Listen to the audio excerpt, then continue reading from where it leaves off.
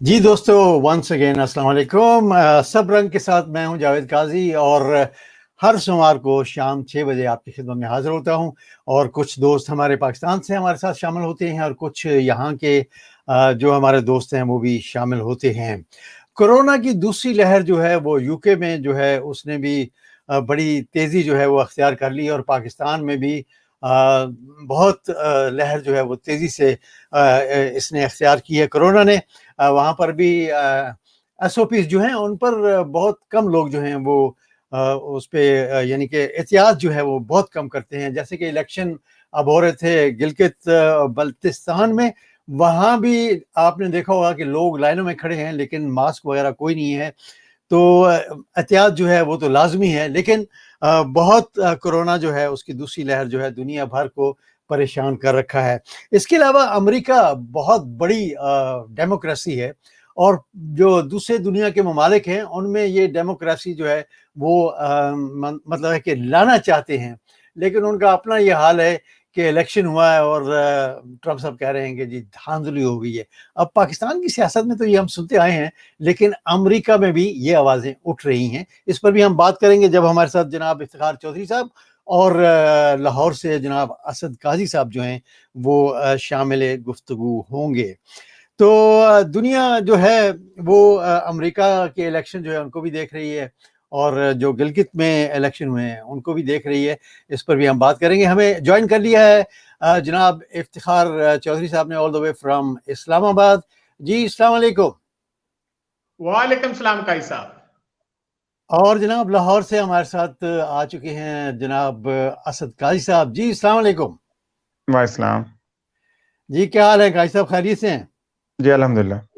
जी इफ्तिखार भाई, आप क्योंकि इस्लामाबाद में आप शुरू करते हैं, एक धरना जो है वो भी चल रहा है। उस धरने के जी मुतालिक जी जरा बताइएगा कि उसकी वजह क्या है, क्यों धरना दिया जा रहा है और मीडिया से इसको दूर क्यों रखा जा रहा है? देखें, धरने की दो वजूहात थी। एक तो जो खादिम रिजवी साहब है उनकी डिमांड ये थी कि जी फ्रांस के जो एम्बेसडर हैं उनको हजूर पाक सल्लल्लाहु अलैहि वसल्लम के खिलाफ जो ब्लास्फेमी जो है जिसमें उसका प्रेसिडेंट मैक्रोन मुलव्वस है उसको जनाब सुबह अपना मुल्क से निकाला जाए। दूसरी बात उन्होंने ये थी कि जो फ्रांस की जो प्रोडक्ट्स हैं यहाँ पे पाकिस्तान में जो फरोख्त हो रही हैं उसका कौमी तौर पर बाइकआउट किया जाए और उसको प्राइम मिनिस्टर जो हैं वो ऐलान करें बाकायदा ना। तो ये इसको जो है इम्प्लीमेंट करने के लिए वो कर रहे हैं। लेकिन अभी मेरी थोड़ी देर पहले एडमिनिस्ट्रेशन से बात हो रही थी तो ब्रिगेडियर एजाज शाह जो वजीर दाखिला हैं और जो चीफ कमिश्नर है इस्लामाबाद आमर अली जो है वो जी जी और इमरान खान के कहने पर नूरुल हक कादरी जो मजहबी अमूर के मिनिस्टर हैं वो उन्होंने कोई मामला तय कर लिया। मेरा ख्याल आज रात तक वो जो ये डील हो चुकी है और वो यहाँ से धरना उठा देंगे। जी ठीक। जी जी जी जी बोलिए हाँ वो बोलिए। यहाँ से वो धरना उठा देंगे। लेकिन उस दौरान जो आपने जो मीडिया के हवाले से बात की गई है ये मेरी इत्तला के मुताबिक ये डायरेक्शन दी गई थी पैमरा की तरफ से भी और दूसरे कुछ खास अदारों की तरफ से भी थ्रू पैमरा ही गया है कि आप इसको मैग्नीफाई ना करें, ठीक है ना, क्योंकि इसमें वायलेंस भी हुआ है। मेरे पास जो रिपोर्ट्स हैं और बल्कि मेरे पास वीडियोस भी हैं जो मैंने शेयर भी की हैं मीडिया में जिसमें आंसू गैस बेतहाशा इस्तेमाल की गई है और उसके अलावा जो टॉर्चर भी किया गया है, कुछ जख्मी लोग भी लाए गए हैं, पुलिस की तरफ से भी हुए हैं, इधर से भी हुए हैं। लेकिन इनको फैजाबाद से आगे जो है वो 0 पॉइंट तक वो जाने नहीं दिया गया। बहरहाल अभी ये जो नेगोशिएशन करनी थी ये इनको पहले करनी चाहिए थी और अगर ये इसको इतना एक दिन या 24 घंटे या 36 घंटे इसको प्रोलॉन्ग नहीं करना चाहिए था। ये एडमिनिस्ट्रेशन की वीकनेस है और ये गवर्नेंस की वीकनेस है। और ये इससे आप जो बात कर रहे हैं ना कि दुनिया देख रही है तो दुनिया ऑब्वियसली इन चीजों को देख रही है कि भाई जो हमारा जो हार्डन जो क्लर्जी है या आप इसको फेनेटिक्स ये कहते हैं दुनिया वाले वो राज कर रहे हैं हमारे इस्लामाबाद कैपिटल पर। और जिस तरह लाल मस्जिद वाला केस हुआ था, फिर इससे पहले भी फैजाबाद में धरना हुआ था, आपको याद है, वो भी बड़ा कंट्रोवर्सी थी जिसमें भी इंटेलिजेंस एजेंसी जो है उनको ये इसमें क्या कहते हैं उस पर ब्लेम आए थे और उन्होंने हजार हजार रुपया तकसीम भी किया था। ये जनरल फैज भी मेरा ख्याल उस वक्त वो नंबर 2 थे इसमें। तो एनी हाउ अब ये धरना तकरीबन कंप्लीट जी। असद काजी साहब, आपकी तरफ आता हूँ। आप क्या समझते हैं कि 3 हफ्ते हो गए हैं इस चीज को, फ्रांस में जो हुआ नामूसे रिसालत के हवाले से, अब ये धरना क्यों दे रहे हैं? क्योंकि इससे पहले भी एक और धरना जो है वो हो चुका है कि एम्बेसडर जो है उनको वापस किया जाए फ्रांस के। तो आप क्या समझते हैं कि इसकी कोई खास वजह आपको नजर आती? देखिए सर, जो खादिम रजवी साहब है ना, लास्ट टाइम आपने देखा उनकी जो सियासी फॉलोअर्स थे ना, वो काफी हद तक डैमेज हुए। उनके पास खेलने के लिए कुछ था नहीं, ये मौका मिला उनको। और ये आप इन्होंने आपने बात सही की कि हुकूमत ने अब जाके मुज़ाकरात किए, जब इतना ज्यादा वहां पर एहतजाज रिकॉर्ड हो गया, शेलिंग, और मैं कह रहा हूँ पूरा पिंडी जैम हुआ था। और उसके अंदर चूंकि रजवी साहब को मैं कह रहा हूँ कि समझ रहा हूँ, बल्कि यही कहना चाह रहा हूँ कि सर उनके पास इस टाइम सुनहरी मौका था कि दोबारा अपने आप को इन करने का, और वो उनको मौका मिल गया। और उस मौके के आगे जो आप समझते हैं वो हुकूमत ने सपोर्ट किया। अगर हुकूमत पहले दिन से यही मुज़ाकरात अगर कर लेती तो इतना शोर शराबा, इतना हंगामा राई ना होती, पूरा शहर बंद ना करना पड़ता। आपने दोबारा उसको हीरो बना दिया। तो वैसे आप भी मीडिया से ताल्लुक रखते हैं, मीडिया से इसको क्यों दूर रखा गया है? वैसे तो इमरान खान साहब कहते हैं ये हमारे मुल्क में मीडिया जो है वो बहुत आज़ाद है। सर इस वक्त ना आप देखें, चोई साहब ही मेरी बात को सेकंड करेंगे, इंडिया हमारे खिलाफ एक प्रोपेगेंडा कर रहा है और बड़ी प्लानिंग से कर रहा है। हमने कल जितनी प्रेस कॉन्फ्रेंस की है, हमारे डीजी आईएसआई ने, बाकी ने, हमने उनके प्रूफ दिए। उसके ऊपर एक सियासी जमात ने भी आके कुछ ना कुछ अपना रद्द अमल दिया था। लेकिन हम कोई मौका इस वक्त इंटरनेशनल एस्टेब्लिशमेंट को नहीं देना चाह रहे थे कि आपके यहाँ पर इंतहा पसंद हैं और ये इस तरह का। अब देखें, एहतजाज इमरान खान की हद तक भी हुआ, पूरे मुल्क के हर तबके ने किया, मैं और आपने भी किया। तो जब हमने किया तो कोई किसी को इख्तलाफ नहीं था, ना इख्तलाफ राय था। जो मुतालबात थे जायज थे, और उसके ऊपर ना आप उसको रिजेक्ट कर सकते हैं, ना मैं कर सकता हूँ, ना वज़ीर आज़म कर सकता है। बात सिर्फ थी कि उसने धरने का ऐलान किया, धरने तक वो पहुंचे, लेकिन पंजाब से कोई आवाम नहीं गई। मैंने जितने लोगों को फोन करके पूछा, पंजाब से जहां जहां पहले इनके फॉलोअर्स जाते थे, वो सबको पुलिस ने जाकर कुछ को अरेस्ट कर लिया और बाकी लोग भाग गए। यहाँ से उनको कोई सपोर्ट नहीं मिली। जितनी पब्लिक निकली है वो पिंडी से डायरेक्टली निकली है, और क्योंकि एक हसास इशू है सर, उसके लिए आप भी निकलेंगे, मैं भी निकलूंगा, सारे निकलेंगे।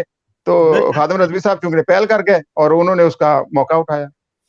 अच्छा, ये बताइएगा। मेरा ख्याल इसमें जी जी जी जी बोलिए। मेरा अपना इसमें जी, मैं इसमें थोड़ी सी जो है ना खामोशी इमरान खान की, उसकी मर्जी भी शामिल थी, एस्टेब्लिशमेंट की भी मर्जी शामिल थी कि फ्रांस को और उसको दिखाना भी कुछ चाह रहे थे।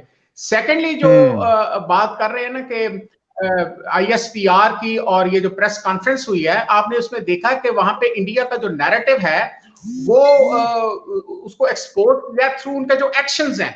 ये जो एक्शन मुख्तलिफ जो चल रहे हैं ना, इनके जो टेररिस्ट हैं हिंदुस्तान के, जो स्लीपर सेल्स हैं बने हुए कराची के अंदर, जो उसका गढ़ है, उसको एक्सपोज किया पाकिस्तान की आईएसआई ने। तो उस पे अगरचे इन्होंने 2016 में भी डोजियर भेजा था इसी तरह। आज मेरी बात हुई है फॉरेन ऑफिस में भी, तो उसमें पांचों जो P5 कंट्रीज हैं जो यूनाइटेड नेशंस में जिनका रोल होता है, तो P5 कंट्रीज को भी ये डोजियर भेजा गया। लेकिन बात ये है कि 2016 में भी भेजा गया था। अब हमने ये देखना है कि हमारी जो फॉरेन ऑफिस है और प्राइम मिनिस्टर सेक्रेटेरिएट खास तौर पे, वो अपनी जो टीम्स वो किस तरह लॉन्च करते हैं कि ये इंडिया के खिलाफ, इंडिया तो एक टेररिस्ट स्टेट डिक्लेयर करने के हवाले से ये काम किया जा सकता है, और ये किस हद तक हम कन्विंस कर सकते हैं इंटरनेशनल कम्युनिटी को कि जो हमारे पास एविडेंसेस हैं, जो जिसमें आपने देखा होगा कि उसमें मेजॉरिटी जो है पाकिस्तान के जो लोग हैं वो उनका मोल का किरदार अदा कर रहे हैं, उनके एजेंट्स के अंडर वो काम कर रहे हैं। तो हमें ये देखना है कि ये जो अब जो नई गवर्नमेंट आई है इधर जो बाइडेन की, वो ये देखें, ये पूरा एक खेल चल रहा है। ये इंटरनेशनल एस्टेब्लिशमेंट इसमें इन्वॉल्व है, सिर्फ इंडिया इन्वॉल्व नहीं है। ये कश्मीर के अंदर जो है जो वायलेंस हो रही है, या उसमें आप देखें कि मोसाद इसमें इन्वॉल्व है, इसराइल की रॉ इन्वॉल्व है इसमें, CIA इन्वॉल्व है, इवन आप ब्रिटिश इंटेलिजेंस इन्वॉल्व है, और ये इनका टारगेट जो है वो वादर का है। जी जी, इफ्तिखार भाई ये बताइए कि आप क्योंकि इस्लामाबाद में कुछ मुज़ाकरात जो हुए हैं वो कैसे तय पा गए हैं, क्या शराइत हैं? किसके? ये जो धरने नहीं, वो देखें, वो मेरा मेरा मुझे जो इंफॉर्मेशन है इसमें कमिश्नर जो है आमिर अली था और वो जाज शाह और दूसरा नूरुल हक कादरी के जरिए जो पॉलिटिकल जो उसमें शामिल थे, उसमें यही कहा गया है कि हम जो है फ्रांस को के सफीर को, उसने अभी तक ये तय नहीं किया कि उसको निकाला जाएगा या नहीं निकाला जाएगा, लेकिन मेरा ख्याल है को मैसेज ये उनको दिया है फ्रांस के जो प्रोडक्ट्स के हवाले से जो बात करने की कहा गया है, और उसके अलावा जो है फ्रांस के सफीर को बुलाकर बकायदा पहले भी बुलाया गया था, और उसके बाद अब भी वो कहते हैं कि हम कोई एक कम्युनिटी के साथ जो डिप्लोमेटिक कम्युनिटी है उसके अंदर हम ये बात रखेंगे फॉरेन ऑफिस के जरिए, और उनको बुलाया जाएगा, एक डिप्लोमेटिक कम्युनिटी को इस चीज पर अपना राजी किया जाएगा कि फ्रांस ने जो इस किस्म की हरकत की है वो उसका खमियाजा क्या भुगता जा सकता है। ये फिलहाल उनको तसल्ली दी गई है अभी तक जो मेरे पास, क्योंकि अभी रिटर्न मायदा जो है वो देखे पहले भी आया था, अभी भी आया था, लेकिन अभी जो हुआ है मेरा ख्याल वो भी थक टूट गए थे, और उनके पास भी अभी कोई और नहीं था। जिस तरह बारिश हो रही थी 3,000 के करीब लोग रह गए थे, पहले 50-60 हजार लोग वहां से चला था, पीछे से कराची से भी कुछ लोग आए हैं, क्योंकि मैं तो खुद उसमें शामिल था जुलूस में, वो मैं गोल्डा शरीफ वाले लोगों के जरिए मैं पहुंच गया था उनके अंदर। लेकिन अभी जो उन्होंने डिस्पर्स करने की स्ट्रैटेजी बनाई है, अब ये नहीं था कि वो इस्लामाबाद को चढ़ाई करने देते, ये पहले भी नहीं होना था। और ये बात असद काजी से बिल्कुल ठीक है कि जी वो उसको कैश जो खादिम रिजवी को, आपको पता है कि उसको पकड़ के बंद कर दिया था पिछली दफा, और उसने तशद्दुद किया था और तलवारों के साथ लोगों के सर काटे थे, मोटरवे पर गाड़ियां जलाई गई थी, लेकिन थैंक्स गॉड आज इस तरह का कोई सिलसिला नहीं हुआ और वो चीज को काबू पा लिया गया। अभी फिलहाल डिस्पर्स किया गया है मेरे ख्याल में, जिसको चाहे आप उसको लॉलीपॉप कह दें उनकी लैंग्वेज में, और या आप इसको मैनेजमेंट का जो स्ट्रेटजी है उसको आप समझे कि वो उन्होंने अडॉप्ट की है। जी कैसा? सही है जी। असद भाई आपकी तरफ आता हूँ कि ये जो इलेक्शन हुए हैं गिलगित में, उस हवाले से आपके पास क्या खबरें हैं कि नून वाले और पीपल पार्टी वाले, इन्होंने तो पहले ही कह दिया था इलेक्शन से पहले ही कि जी धांधली जो है वो होने जा रही है, तो क्या बाकी कुछ धांधली कुछ नजर आती है आपको? सर आपने इनके सारे जो पॉलिटिकल इनके लीडरान थे उनसे आपने उनके इंटरव्यू आपने सुने, उन सब ने कहा कि धांधली उस तरह नहीं हुई, वो टेक्निकली इन्होंने खेला है। अभी टेक्निकली तो ये चीजें आप लोगों ने ही पहले से एग्जांपल बनाई हुई थी, आपने इन सब को प्रैक्टिकली इम्प्लीमेंट किया हुआ, आपको याद है। बल्कि आप हिस्ट्री निकालें ना तो सारी चीजें आपके सामने आ जाएंगी। जो वफाक में गवर्नमेंट होती है वही गवर्नमेंट गिलगित बल्तिस्तान में बनती है, तो इस दफा कोई नई चीज नहीं हुई। इनकी जो अक्सरियत आती थी वो तकरीबन 18 से 19 सीटें ले लेते थे। जब पीपल्स पार्टी थी तो उस टाइम उनकी गवर्नमेंट बन गई, जब नून लीग थी तो फिर उनकी गवर्नमेंट बन गई। अब चूंकि पीटीआई थी, इनको भी 18 से 19 सीटें तो मिलनी चाहिए थी, लेकिन यहाँ पर अगर देखा जाए तो पीपल्स पार्टी ने कुछ ना कुछ गेन किया है। उसने 3-4 दिन लगा, बल्कि पूरा हफ्ता बिलाल भुट्टो ने एक कंपेन की, उस कंपेन का थोड़ा सा असर पड़ा है उनको, लेकिन ये है कि ये तय था पहले ही कि हमने, चूंकि इनके पास पिछला तो बयानिया कुछ नहीं था खेलने के लिए, इस दफा उन्होंने कहा था हुकूमत ने तो जीतना ही जीतना है, तो फिर हम किसी ना किसी बयानिए को लेकर आगे चलेंगे, वो धांधली का हुआ है तो वो धांधली को ही लेकर आगे चल रहे हैं। असल में धांधली हुई नहीं है, और जो वोट मिला है, बल्कि पीपल्स पार्टी का 2-4 सीटें मिली हैं, वो भी इनको नहीं मिलनी चाहिए थी। क्लीन स्वीप करने जा रही थी पीटीआई, लूज किया तो पीटीआई ने भी लूज किया, उनको भी उस तरह की सीटें नहीं मिली। सही, बिल्कुल। इफ्तिखार भाई ये एक मैसेज है, ये भी काजी साहब हैं जी, काजी शहजाद साहब, ये कहते हैं जी we should pray that Muslims be united at this issue. काश ऐसे हो जाए शहजाद साहब, ऐसे अगर हो गया तो फिर पूरी दुनिया जो है वो मुसलमानों की आवाज जो है वो जरूर सुनेगी। अच्छा इफ्तिखार भाई, अल्लाह ताला उस कौम की हालत नहीं बदलता जब तक वो खुद अपनी हालत को बदलने का कोई सोचेंगे या अमल करेंगे। तो ये आपको पता है कि एमएस जो है या सऊदी अरब का क्या रोल है, वो एक लंबी डिबेट हो जाएगी, लेकिन इनका जवाब मैं काजी साहब को दे दूं। जी कैसा? बिल्कुल बिल्कुल। अच्छा इफ्तिखार भाई, मैं आपसे यही पूछना चाह रहा था कि जो इलेक्शन हुए हैं गिलगित में, बहुत गाली गलौच भी एक दूसरे को दी गई और बड़े बड़े दावे भी किए गए, तो आप क्या समझते हैं कि वाकई वहां पर हुई है? अब एक जमील अहमद साहब हैं पाकिस्तान पीपल पार्टी के, वो सामने आए हैं, उन्होंने कहा कि मेरे हल्के में तो डेफिनेटली जो है वो धांधली हुई है। आप क्या समझते हैं इसमें? जी, जमील ये एक्चुअली कह रहा है कि गिलगित से है, ये एक्चुअली अभी रिकाउंटिंग में 2 वोटों से हार गया, ठीक है ना। तो पीटीआई के से, ये पीपल्स पार्टी का है।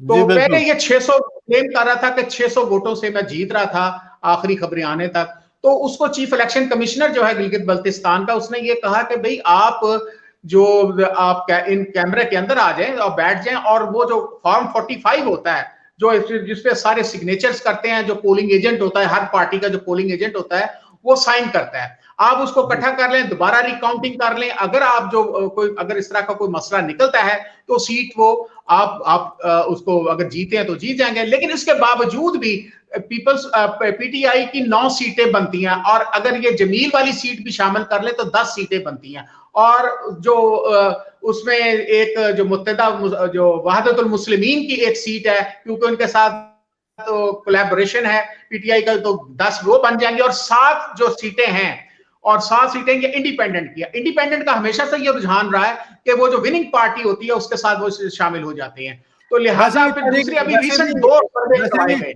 वैसे भी इफ्तिखार भाई, जो तहरीक इंसाफ है वो ये क्लेम कर रही है कि जो इंडिपेंडेंट हैं उनको भी इन्होंने टिकट नहीं दिए, और वो इंडिपेंडेंट लड़े हैं लेकिन वो है पीटीआई के।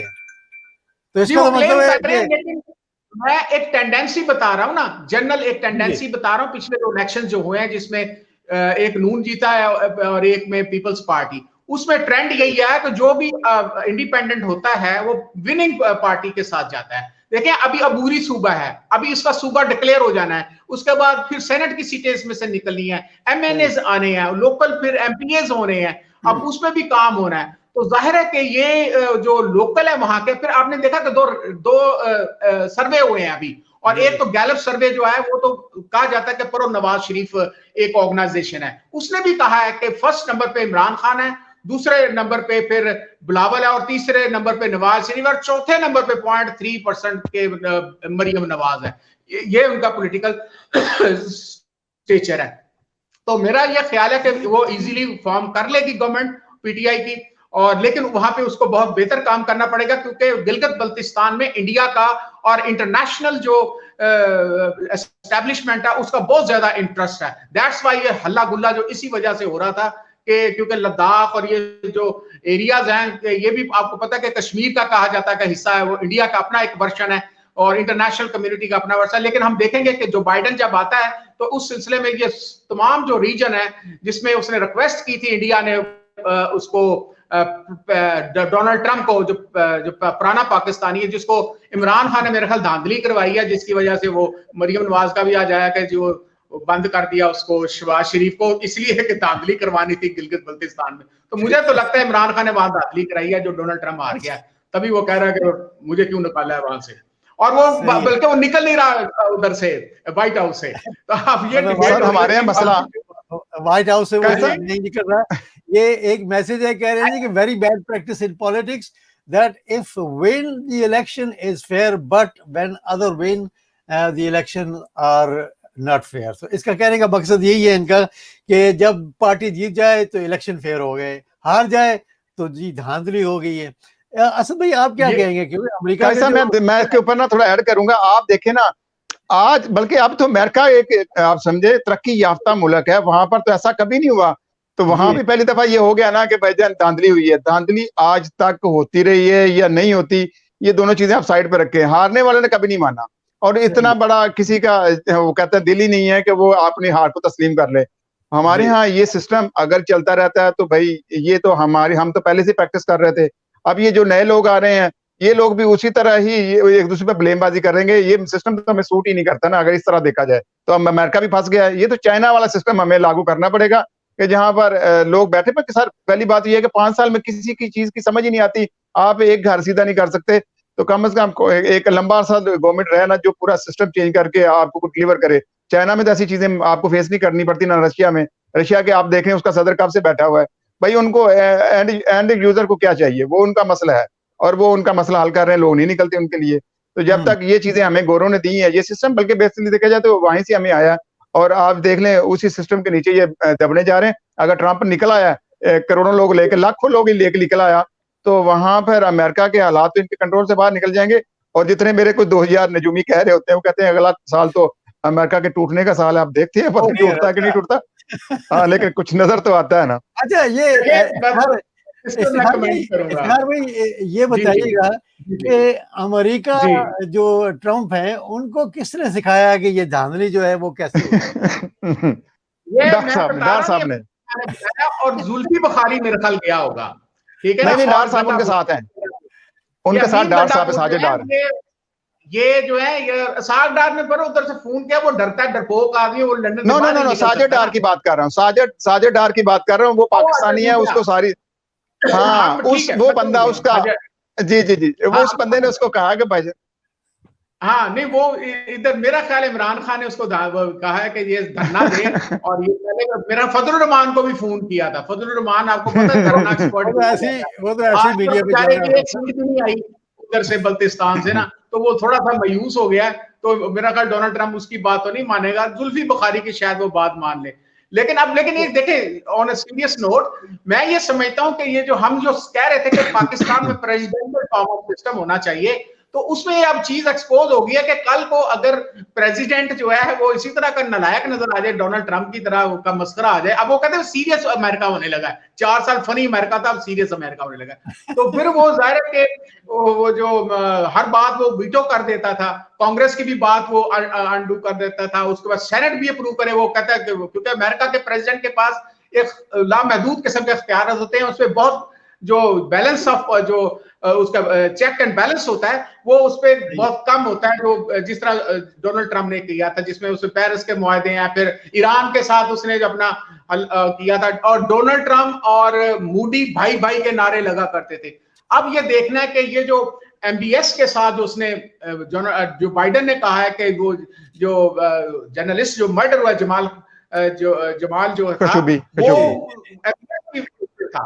अब देखें, ये एक चीज एक ट्रेंड है जो पाकिस्तान की जरूरत नहीं रही थी। KPI जो इसको MBS जो है वो स्टेटमेंटें दे रहा था और आपको कह रहा था 30 लाख जो पाकिस्तानी वापस कर दूं। और ये जो मियां साहब को लेकर गया है, ये एस्टेब्लिशमेंट की मर्जी से गया। हालांकि आज DGSI जो है वो इधर NTU में आए थे, नेशनल डिफेंस यूनिवर्सिटी में, उनसे क्वेश्चन भी हुए थे, उन्होंने एक लेक्चर भी दिया और वो खैर उसमें वो खामोश रहे। लेकिन एक चीज उनको समझ लग गई है, जो हमें जो उनसे तासुन मिला उनकी गुफ्तगू से, कि अब जो 50-30 लाख पाकिस्तानियों को निकालने की बात कर रहा है। अब देखें ना, कतर का जहाज आया था, हालांकि कह रहे हैं कि कोई जनाब बादशाह इन्वॉल्व नहीं था, तो बादशाह बिल्कुल इन्वॉल्व थे। ये लंबी डिस्कशन हो जाएगी, निकल गए हैं।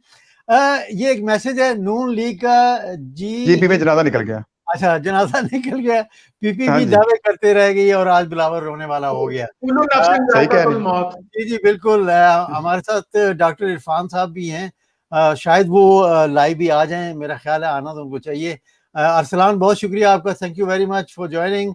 और डॉक्टर साहब कहते हैं जी माशाल्लाह good panel, thank you very much sir. And also Arsalan, good job जी। बहुत शुक्रिया आप सब दोस्तों का कि आप हमें ज्वाइन करते हैं और अपने अपने जो कमेंट्स हैं वो भी आप देते हैं। जी अब थोड़ा सा आते हैं जी रियल इशू की तरफ। और रियल इश्यूज जो हैं वो ये है कि अपोजिशन बड़ा शोर करती थी कि जी जहांगीर तरीन जो है उसको NRO दे दिया गया है और वो पाकिस्तान से भाग गए हैं, UK में चले गए हैं। लेकिन अब जहांगीर तरीन साहब वापस भी आ गए हैं और उन पर चौधरी साहब मुकदमा भी हो गया है। और असद भाई, आप क्या समझते हैं कि ये सिर्फ दिखावा है या कि वाकई अब मुकदमे जो हैं वो आगे बढ़ेंगे और मंतकी अंजाम तक पहुंचेंगे? सर, मेरे जो जराये बता रहे हैं कि इसको बुलवाया गया है। ये खबर पहले से ही लीक हो चुकी थी और कहा जा रहा था कि केस बनाना। देखिए सर, इमरान खान जिसने अपनी बहन के लिए बिल्कुल किसी तरीके से उसको सपोर्ट नहीं किया, उसका जो केस था जेन्युइन केस था, वो वहां पर वो आपने वो क्लियर करके आई है। अब ये पार्टी का मेंबर है, इमरान खान का कोई सगा भाई भी नहीं है, लेकिन ये कि गवर्नमेंट इसने बनाई, सब कुछ किया, लेकिन इमरान खान कंप्रोमाइज करने वाला नहीं है। जो चीजें अगर उसने की हैं तो वो अपना वहां पर क्लियर करके है। ये इंक्वायरी लगेगी, FI ने इंक्वायरी शुरू कर ली है, कुछ चीजें उनके पास आई थी, अब ये अपना वहां पर केस पेश करेगा, वहां सफाइयां देगा। अगर क्लियर हुआ तो इमरान खान उसको एक्सेप्ट कर लेगा। इमरान खान तो किसी तरीके भी किसी को भी सपोर्ट। मैं ऐड करता हूं इसमें। इसको पहली बात तो ठीक है, इसको बुलवाया गया है, लेकिन इसको बुलाने के साथ जिस तरह कुछ और लोगों को भी बुलाया गया था अपने आप के लिए, इसमें एमकेएम के भी लोग थे, उनको भी बुलाया गया था। ये क्लियर कर लेगा। असल में ये जो था ना माफिया, चीनी का माफिया, ये इमरान खान से हैंडल नहीं हो रहा था। तो फिर जब इसको नेगोशिएशन की गई लंदन में, स्पेशल एक इनकी मीटिंग हुई है जहांगीर तरीन का, वो जो बहुत बड़ा महल है, वहां में उनके जाके ये बात की कि जहांगीर तरीन, क्योंकि इसके लिए लोहा लोहे को काटता है, ठीक है ना, वो हदीद सूरा हदीद भी है ना उसमें, तो जो लोहा जो है वो इसको पता है कि सब जो इसका इनपुट जो है अब इस बात में वो देगा। अब बाकी आपको क्लियर करता हुआ नजर आएगा, ठीक है। और जिस तरह उसका तलाल बुख्ती का जो बेटा है उसको भी इसी तरह बुलाया गया था, अब वो भी इमरान खान के साथ वो अब शामिल हो गया। तो लिहाजा ये क्लियर करेगा, लेकिन ये तमाम प्रोसेस से गुजरेगा। लेकिन ये आप देखिए जाएगा कि ये जो आप लूप होल्स होते हैं लॉ के, वो लॉ के लूप होल्स इस्तेमाल होंगे और जहांगीर तरीन को मतलब अच्छा ये कन्वर्ट भी तो ऑलरेडी वो तो नाहल तो हुआ है, कन्वर्ट भी हो जाता है, तब भी वो आके वो बता सकता है आके, क्योंकि इसने मनी लॉन्ड्री की है, मनी लॉन्ड्री के तहत वो पैसे वापस कर देगा। असद भाई ने एक बात कही थी कि जी उसको बुलवाया गया है, जरा ये मैं भी वही किसने बुलाया है उसको? ये इमरान खान की मर्जी से नहीं, मर्जी से आया और विद द कंसेंट। मैं बता रहा हूँ ये एस्टैब्लिशमेंट से इमरान खान की बात हुई होगी। इमरान खान से महंगाई कंट्रोल नहीं हो रही थी। पिछली दफा मैंने कहा था कि ब्यूरोक्रेसी जो है वो इमरान खान की बात नहीं मान रही थी। आज बल्कि जो इसको जो बुलवाया गया चीनी का, और आपको पता है अभी तक आटा जो है वो वहीं पे खड़ा है, आटा वही 70 रुपए किलो, वही 60 रुपए किलो। अच्छा आटा इसी नोट पे इफ्तिखार भाई हमारे साथ कुवैत से डॉक्टर इरफान साहब हैं, और माशाल्लाह बहुत मजिशियन है, मैजिक करते हैं ये। उन्होंने हमें डॉक्टर साहब अस्सलाम वालेकुम। जी अस्सलाम वालेकुम। पहले तो खूब करवा लिया। देखा जी उन्होंने क्या कहा, पहले तो आप फूक मरवा लें। डॉक्टर साहब thank you very much, it's first time that you have joined my show, thank you very much, so kind of you कि आपने जो अपना कीमती वक्त है उसमें से मेरे शो के लिए वक्त निकाला, बहुत बहुत शुक्रिया आपका। कुवैत पे भी हम बात करेंगे थोड़ी सी कि वहाँ के जो हमारे इमिग्रेंट्स हैं पाकिस्तानी, वो कैसे गुजारा कर रहे हैं इस कोरोना में, उस पर भी बात करेंगे। फिलहाल हम जो है सियासत पे बात कर रहे हैं। जो हमने बात छेड़ी थी वो ये थी कि जहांगीर तरीन साहब जो हैं वो वापस आए हैं पाकिस्तान, क्योंकि अपोजिशन जो है वो तो कहती थी भाग गए हैं, एनआरओ ले गए हैं। अभी अभी असद साहब ने कहा कि उनको बुलवाया गया है, तो मेरा ये सवाल था कि किसने बुलवाया है उनको? आपका कोई आइडिया है? जी बिस्मिल्लाहिर्रहमानिर्रहीम। माशाल्लाह बहुत अच्छा पैनल है, और जितनी डिस्कशन हो चुकी है, अब मेरी बात करना तो यकीनन सूरज को चिराग दिखाने के बराबर है। आपकी राय है, हम इत्तराम करें। आप अपनी राय जरूर देना सर। तो डेफिनेटली बातें तो होती है ना। अभी आप देखें कि वो इतने अरसे से बाहर थे, उसकी 2-3 वजूहात तो हो सकती हैं। एक तो वजह वही है जिसकी वजह से आप मुझसे पूछ रहे हैं और जो आप सोच रहे हैं, एक तो वही वजह है। दूसरी वजह ये है कि चीनी का बहरान और इस तरह की बहुत सारी दूसरी चीजें। डेफिनेटली इन तमाम चीजों को कंट्रोल करने के लिए शायद वो हेल्प करें, क्योंकि दूसरे लोग बहुत सारे इनकार कर रहे थे कि हम चीनी की प्रोडक्शन नहीं देंगे या इस रेट पे नहीं देंगे, तो उन्होंने वादा किया कि नहीं मैं इसको कम रेट पे दूंगा और हम इसकी जो अवेलेबिलिटी है उसको यकीनी बनाएंगे। तो एक वजह तो ये भी हो सकती है। तो दूसरी बात, आप यकीनन मेरे मुंह से कहलवाना चाह रहे हैं कि उनको बुलवाया गया है, तो अब जाहिर है अब देखें कि गिलगित बल्तिस्तान में इंतखाबात भी हो रहे हैं और वहां पर बल्कि हो चुके हैं जी, हो चुके हैं और जो रिजल्ट आ चुका है उसके अंदर 7-8 बंदे ऐसे भी हैं जिनको पीटीआई में ही शामिल होना है। तो उनको नहीं, वो ड्यूटी जुल्फी बुखारी दे रहा है, वो जुल्फी उसको क्लियर कर चुका है। नहीं वो इंडिपेंडेंस जो है वो पीटीआई पहले भी दावा कर चुकी है, कई वज़रा जो है वो उन्हीं के हैं। जी डॉक्टर। तो जहां तक मेरा ख्याल है इंडिपेंडेंट तो एक ट्रेंड रहा है ना, कि जैसे कि पहले बात हो चुकी है कि जो सिटिंग गवर्नमेंट होती है, जो फेडरल में होती है, डेफिनेटली और म्यूचुअल बेनिफिट्स होते हैं ना, आवाम भी यही चाहती है कि उनको कुछ मिले, कुछ ग्रांट्स मिले, कुछ वर्क हो। अब अगर इंडिपेंडेंट से अपोजिशन में चले जाएंगे तो उनके इंतखाबात लड़ने का क्या फायदा, उनको क्या मिलेगा? एक ट्रेंड है, डेफिनेटली उनको मिलेगा, लेकिन वो बात तो नहीं होती जो कि सिटिंग गवर्नमेंट की है, तो उन्होंने तो डेफिनेटली जाना ही है। तो इस बात का जहां तक तल्लक है जहांगीर साहब से, तो मेरा नहीं ख्याल कि ये कोई बहुत बड़ी रीजन है। बाकी वो डेफिनेटली अपनी मर्जी से आए होंगे, उनको बुलाने का किसको इख्तियार है? जाहिर है वो मुल्क से मोहब्बत करते हैं, यकीनन वो हेल्प करेंगे हमारे, खास तौर पर जो बहरान चल रहे हैं और जो दूसरे छोटे मोटे मसाइल हैं डेफिनेटली उनकी वैल्यू तो मुसल्लम है, इसमें कोई शक नहीं। और चौधरी साहब, मुकदमात जो हैं वो जी तो मजीद और बनाए गए हैं हमजा शहबाज पर और शहबाज शरीफ साहब पर भी। जी तो जी जी ये आपका क्या ख्याल है कि इस बार कुछ ये जो मुकदमात हैं मंतकी अंजाम तक पहुंचेंगे, या कि ये सब दिखावा है, देखिए, नवाज शरीफ साहब बाहर चले गए, वो भी बाहर चले मैं गए? हाँ मैं थोड़ा सा इसमें ऐड करूंगा। वो जी जो भुगटी साहब का मुझे नाम याद नहीं आ रहा था, वो शाहजैन भुगटी साहब है, वो जो जी तंजीम जी साजी पे जिसने तलाल को जरा सबक सिखाया था ना, वो तंजीम साजी हुई थी ना फैसलाबाद में, जी तो जी, वो बिल्कुल। उसमें जो सबक सिखाया था वो लाहौर में हुई, शाहजैन भुगटी थे, लाहौर में उनके हुई। गार्ड थे। हाँ जी, लाहौर, वो नहीं फैसलाबाद में, लाहौर अच्छा, में फिर वो चले गए थे ना फैसलाबाद में, बेसिकली ये जड़ावाला का एमएनए था ना तलाल जो था, ये वहां सही से सही कह आया था रहे हैं। फैसलाबाद में। सही है, फैसलाबाद सही में है। मदीना टाउन, इनका गाना देखा वो। अच्छा, anyhow, ये जो आप बात कर रहे हैं ना कि खास तौर पे ये हमजा के और शहबाज शरीफ के, जी तो जी इनका जो मैं जो स्टडी किया है या मेरे को लोगों से जो बातचीत हुई है, उसमें अब इमरान खान थोड़ा सा क्या कहते हैं उसको, इस पे सख्ती करना चाहेगा कि इसका कोई रिजल्ट जो है निकले इस बात पे, क्योंकि जो टीटीज का और जितना एविडेंस आ गया, अभी और मुकदमा जो दर्ज करा है इमरान खान के शहबाज पर ही मुकदमात हैं, बाकी जो मुकदमा नवाज शरीफ के हैं या दूसरे, वो तो पिछले दौर के हैं ना, इसके जरदारी के दौर के हैं। तो अब जी ये जी हमें ये लगता है, देखें अभी मुकम्मल बात तो कोई भी की नहीं जा सकती, जिस तरह का हमारा प्रीवियस रिकॉर्ड हमें नजर आ रहा है कि जिस तरह नवाज शरीफ को एक कन्विक्टेड मुजरम को निकाल के वो बाहर ले गए हैं, लेकिन और वापस लाना उनके लिए अजाब बना हुआ है। लेकिन ये जरूर हो सकता है क्योंकि वो ये पैसे के पुजारी हैं, वो पैसे की खातिर अगर इनका जाती उमरा जो है उसको यूनिवर्सिटी डिक्लेयर कर दिया जाए, या इनके और जायदादें जो कब्जा, जिस तरह के उन्होंने कुर्क करने का ऑर्डर कर दिया एहतसाब अदालत ने नवाज शरीफ की दौलत को यहाँ पे, तो अगर ये इसको प्रोसीड करते हैं और इसी तरह जो शहबाज शरीफ के साथ वो प्ली बार्गेन कर लेता है या वो पैसे देता है, तो प्ली बार्गेन का मकसद ये होता है कि वो खुद तो वो नहीं इलेक्शन लड़ सकता, और लेकिन अगर हमजा को ये थोड़ा सा रिलीफ दे दे, नेक्स्ट जनरेशन को ये रिलीफ दे दे, तो शायद कोई बात बन सकती है। अदरवाइज मुझे वो छूटता हुआ नजर नहीं आ रहा शहबाज शरीफ। बिल्कुल। अच्छा जी कायद भाई साहब, साहब। अभी ना आपने देखा इंटरव्यू जो इमरान खान का इंटरव्यू को इमरान रियाज ने किया था, उसके अंदर इमरान खान ने बड़ा क्लियर कहा, क्योंकि जो केसेस पहले बने हुए थे हमें उसका नहीं पता, लेकिन अब हमारे पास काफी मवाद आ गया। अब आपको कुछ लोग आगे कुछ जी दिनों जी में पकड़े भी जाएंगे और जेलों में जाते हुए, और फिर पैसे की बात की उसने, कहा हमें पाकिस्तानी इसलिए परेशान है कि भाईजान आप इनको छोड़ तो नहीं देंगे, इत्तेसाब के नाम पर एक ड्रामा हो रहा है। तो बड़ा क्लियर कट उन्होंने कहा कि हम लोग इनसे पैसे निकलवाएंगे। और यकीन जाने आप जो जी पाकिस्तानी जी ओवरसीज पाकिस्तानी वो बड़ा दर्द दिल रखते हैं। देखिए आप वहां बैठ के यूके में पाकिस्तान के मिसाइल पे ऊपर बात करना, आप कभी उनकी बात नहीं करते, तो लोगों को बड़ा दर्द है। लोग कहते हैं कि भाईजान पाकिस्तान को आप कुछ तो आगे बेहतरी की तरफ लेके जाए।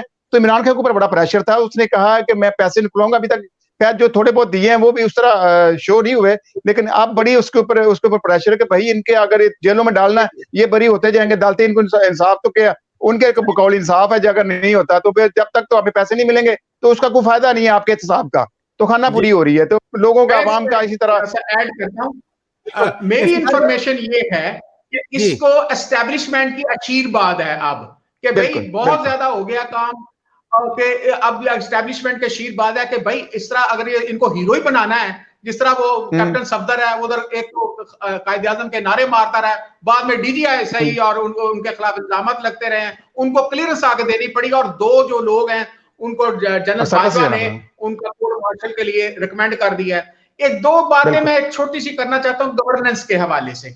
एक लेटर लिखा है, डॉक्टर साजिदा हैं एडिशनल सेशन जज, मैं कहता हूँ ये गवर्नेंस के हवाले से मैं बात करना, वो लेटर लिखा है उन्होंने चीफ जस्टिस ऑफ पाकिस्तान को, कि भाई मैं जो वो पीएचडी भी उन्होंने किया है 25, वो एडिशनल सेशन जज हैं, ये फतेह जंग अटक के पास है, तो वहां पे उन्होंने कहा है कि जी मैं जो वकीलों का रवैया है, वकीलों के खिलाफ उन्होंने लिखा है कि जब से इफ्तिखार चौधरी की ये मूवमेंट चली थी उसके बाद मेरे अदालत में आकर ये अभी तक ये गंदी गंदी गालियां देते हैं, बकवास करते हैं, और हम उनकी शक्लें जब देख रहे होते हैं और हम कुछ नहीं कर पाते, एडमिनिस्ट्रेशन को कहते हैं वो काम नहीं करती, और जब चीफ जस्टिस को मैंने पहली दफा बताया था पिछली दफा, तो वो कहते हैं कि तुम्हें हैंडल करना नहीं आएगा।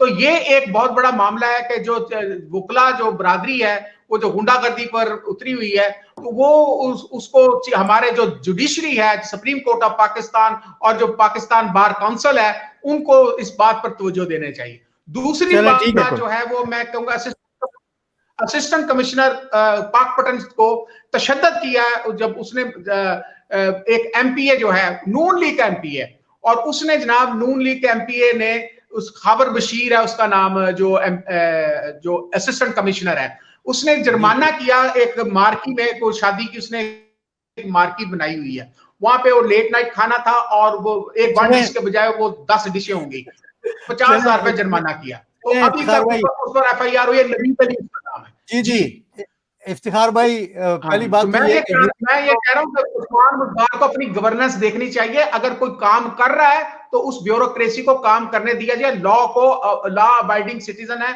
और अगर आप इस तरह के जो कल को फिर ये भी फवाद हसन फवाद बन जाएगा, चीमा बन जाएगा, तो हमें इन द पार्ट।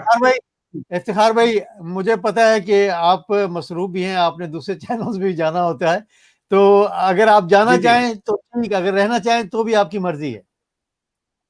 नहीं बस थैंक यू वेरी मच। मैं वो एक दूसरा चैनल है स्पेनिश टीवी, वो आपको पता है वो लाइन पे लगा होता है। आज इलेक्शन हुआ है ना, और दूसरा ये मौलाना साहब खादम रिजवी साहब जो है वो अपना बस्ता उठाने जा रहे हैं वापस, तो इंशाल्लाह ताला फिर नेक्स्ट जब हो गया तो भाई आपका बहुत बहुत शुक्रिया, थैंक यू वेरी मच, अल्लाह हाफिज, बहुत शुक्रिया, थैंक यू, थैंक यू।